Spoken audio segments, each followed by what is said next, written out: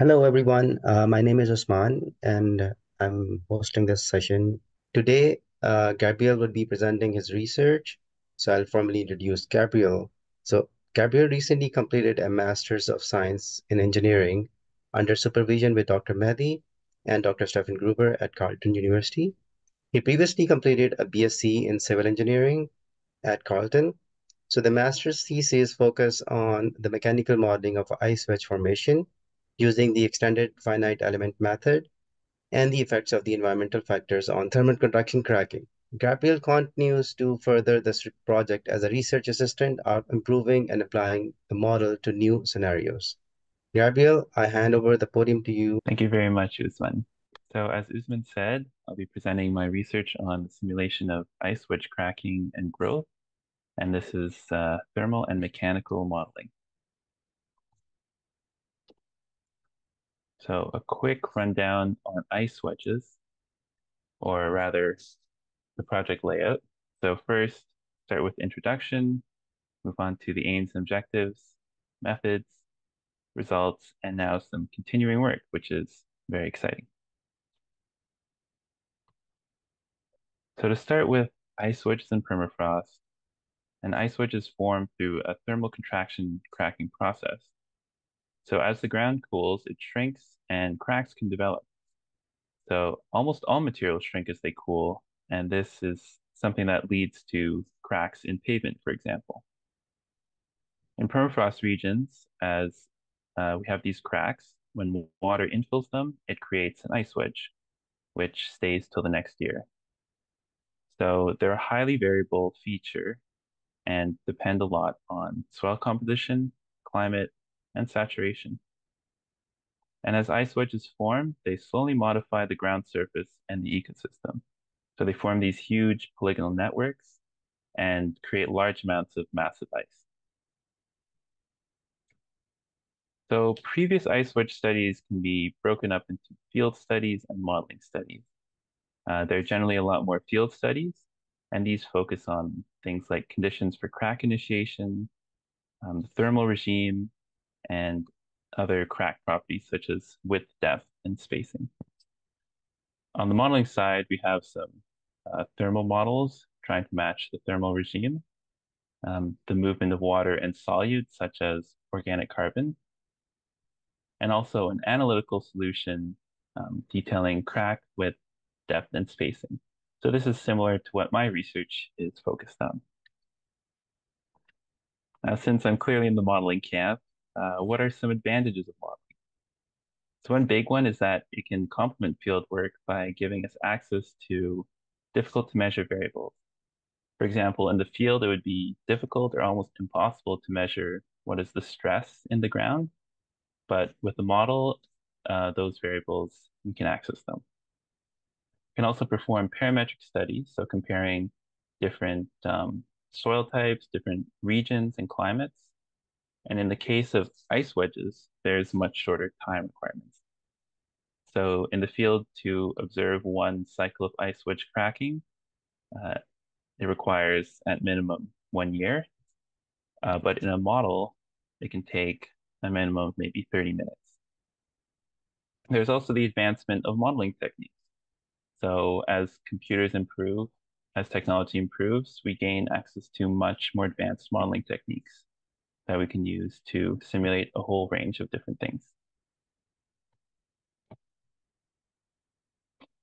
So starting with some modeling basics, in essence, modeling is representing a complex real system, which can have a huge amount of different factors impacting it, and we try and represent it in a simplified form.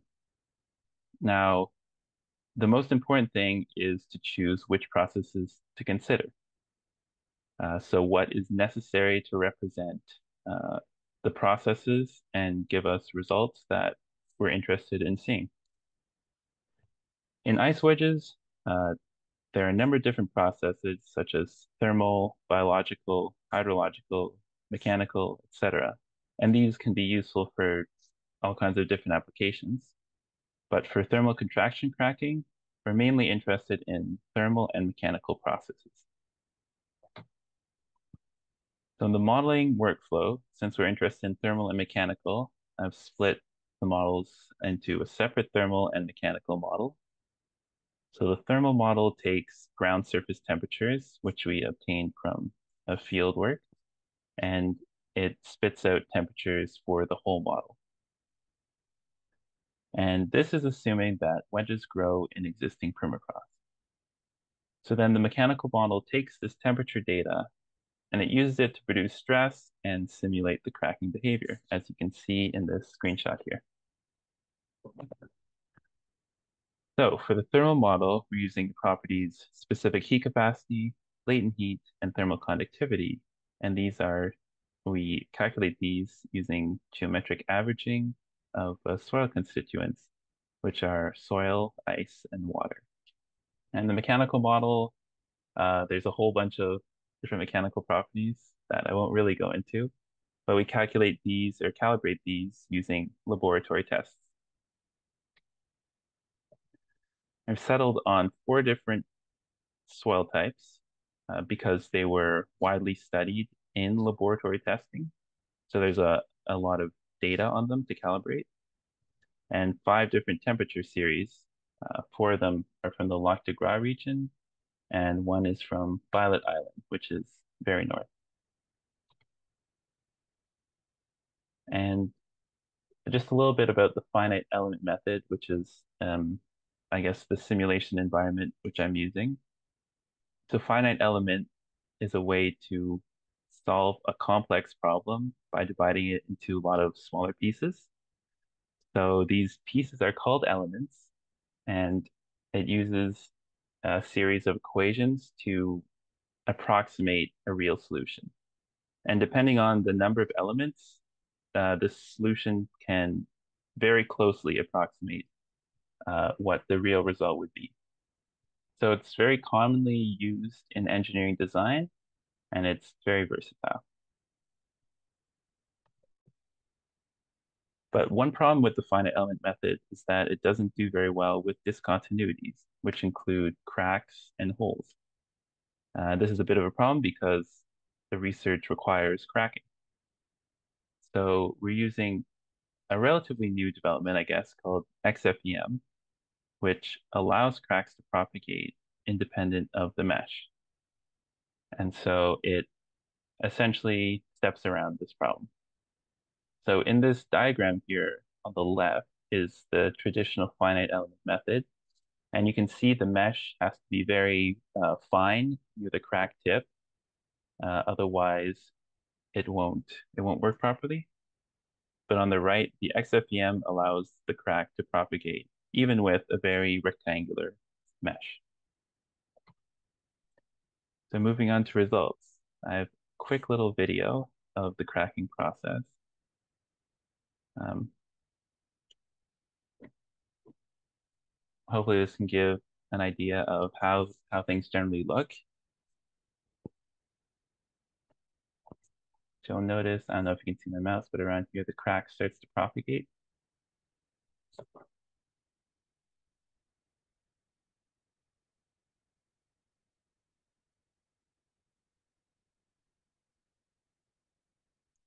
And you'll also notice that towards the end of the year now, the crack width is getting smaller quite a bit.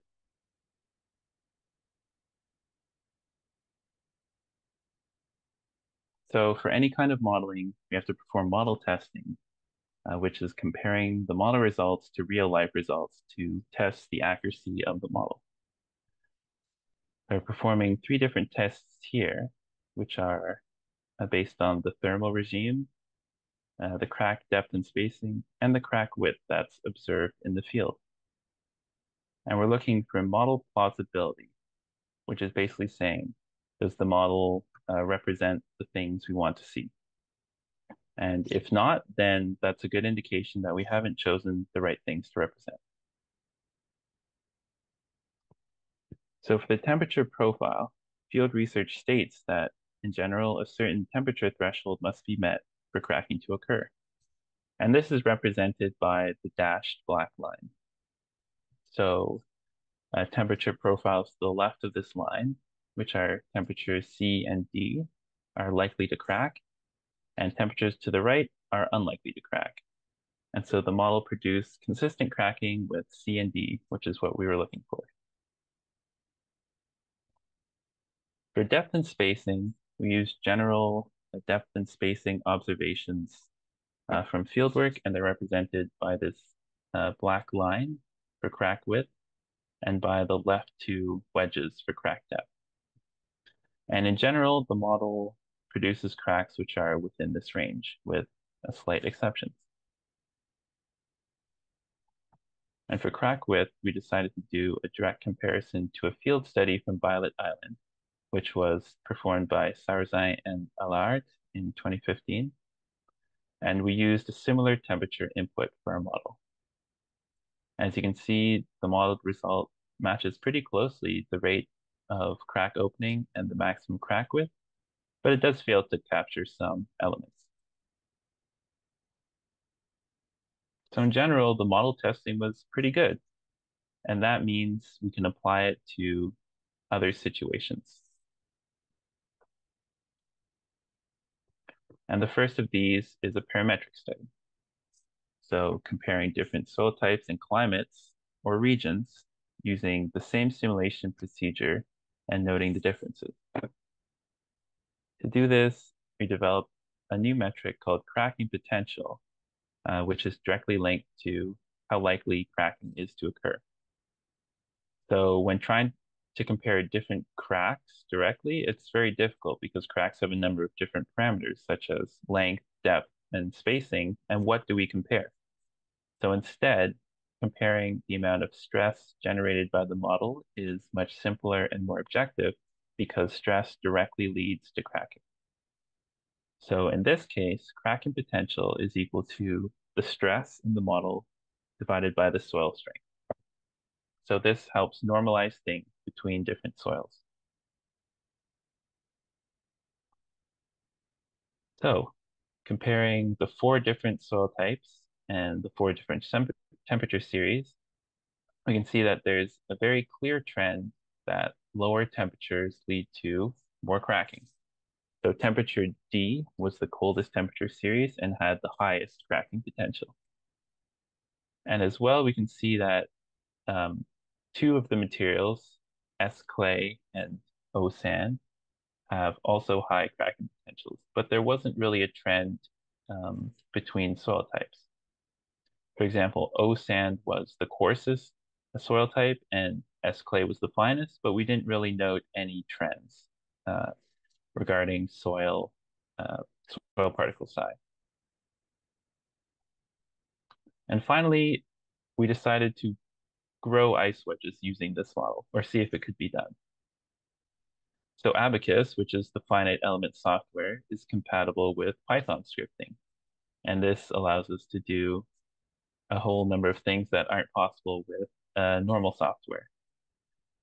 So we developed a script to fill the cracks with ice and continue simulations for multiple years to see what we got. So here's the initial crack in permafrost, and um, yeah, just the initial crack, nothing else. And the script takes this crack and fills it with ice material. So in the middle right here, the straight line is the new ice vein, which was produced inside of that crack. And so running it for additional years allows us to see cracks form within that ice wedge. So this is pretty exciting because it's never really been done before. And we did this for about 10 years with the rate of ice wedge growth. So cracking varied year to year, but in general, um, the rate of crack growth was about that we saw for mature ice wedges in the field. So after about 1,000 years of this process, we would see an ice wedge which is maybe a meter wide. So that was the end of the study that I worked on for my master's. And continuing on, we're looking to apply this model to different scenarios. And the first one is to look at mature wedges with the classic ridge and trough topography and seeing how this affects cracking. So there's theories and evidence that as the microtopography of the site affects snow cover, this in turn affects um, the thermal regime of the ground, which leads to differences in cracking. So we're interested in investigating that. And secondarily, we're looking at drained lakes. So the areas in which we see the most new ice wedges form is when lakes drain suddenly.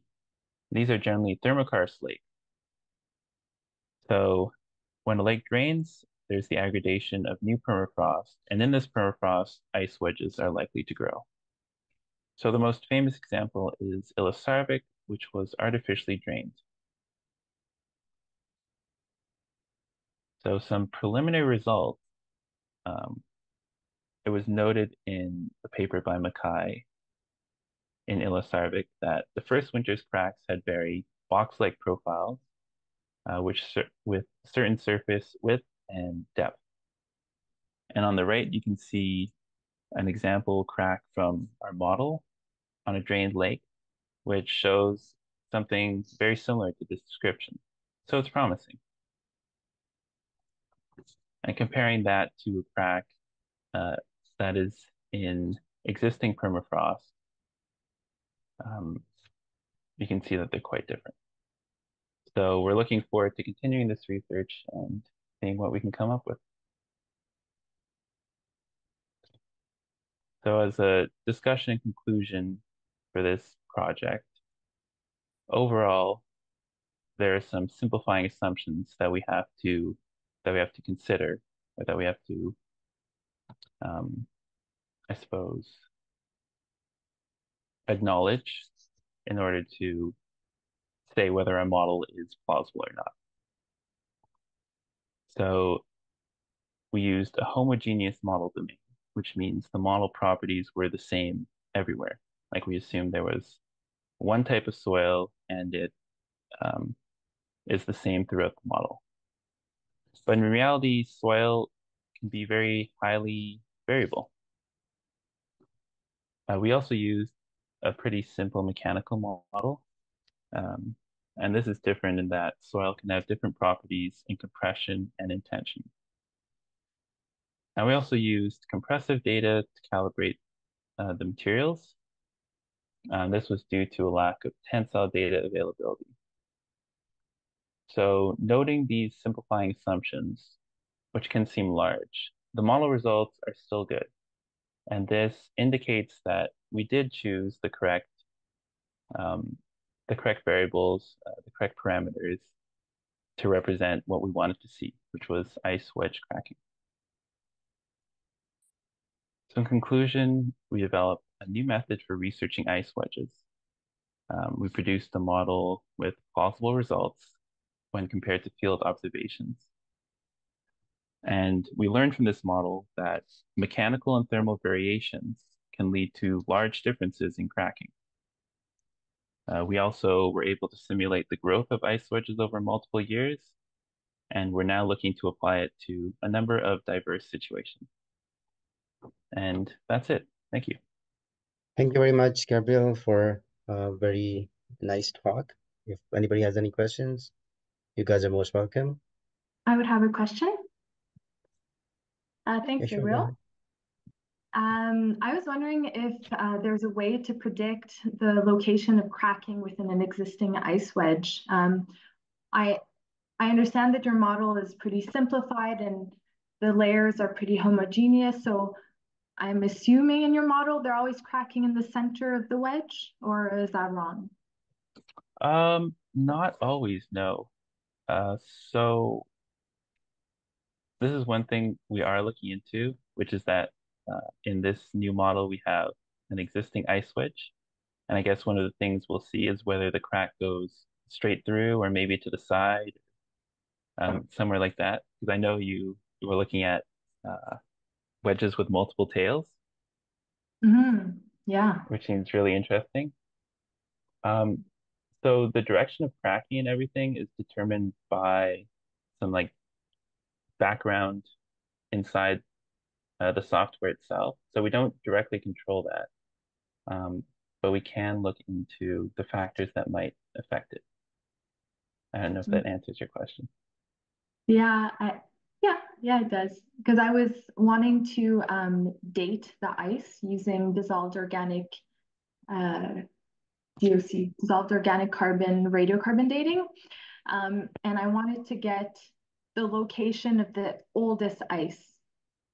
Um, but I know that cracks are not always in the center, so the ice at the edges are not necessarily the oldest.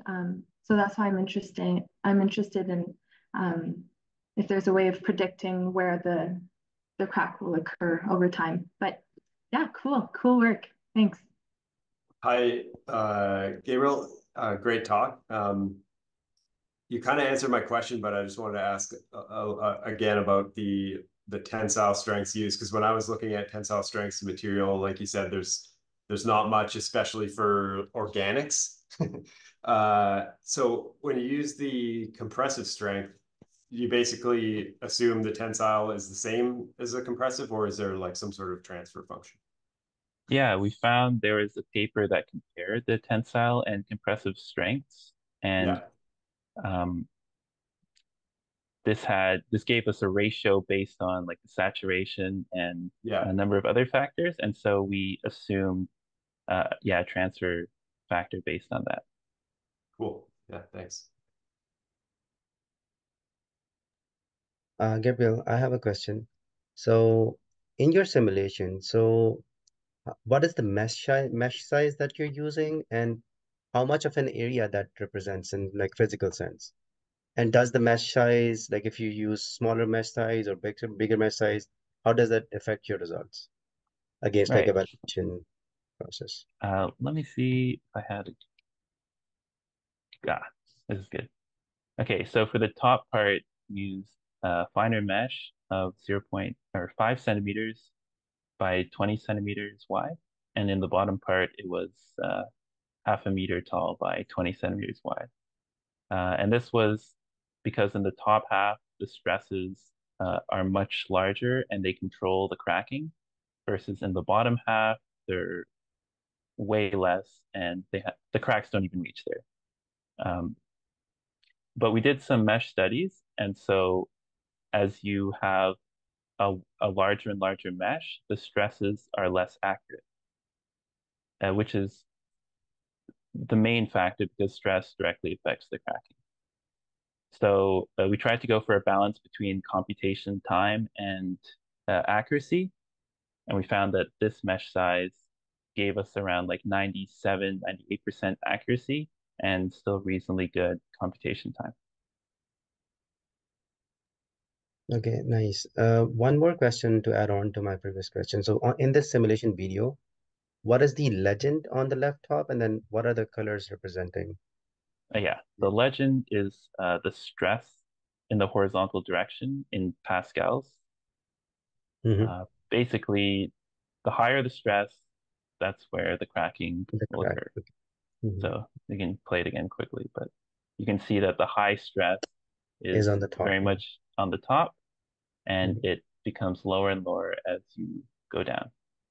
And you'll Mm-hmm. also notice as the crack develops, there's a region of high stress around the tip, and this is expected. Mm-hmm.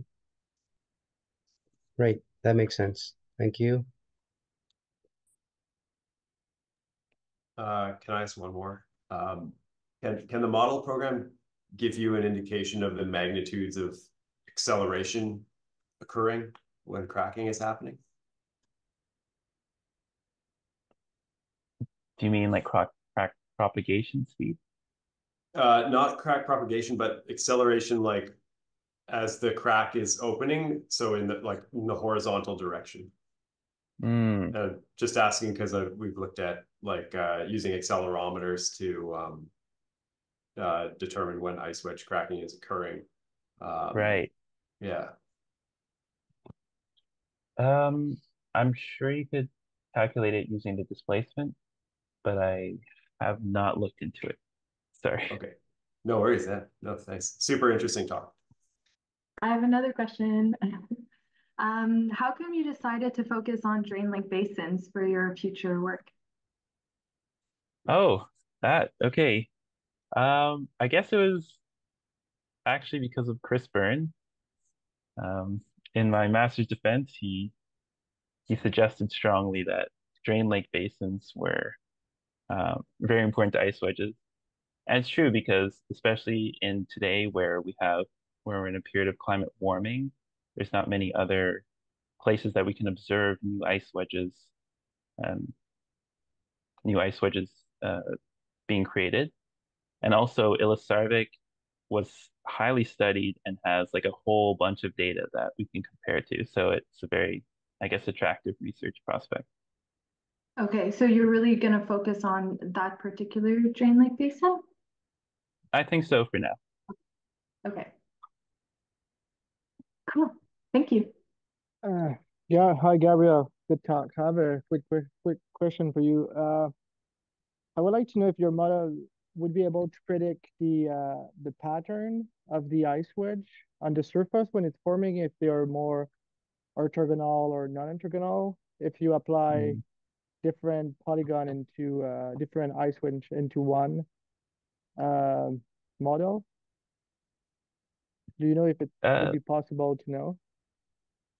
well, we're looking at it from like a 2D perspective into Yeah. the ground, so we don't get to see from above. We're thinking about trying to extend it into 3D and get the full picture, but that was I think logistically way too complicated. So Yeah. unfortunately, we can't do that.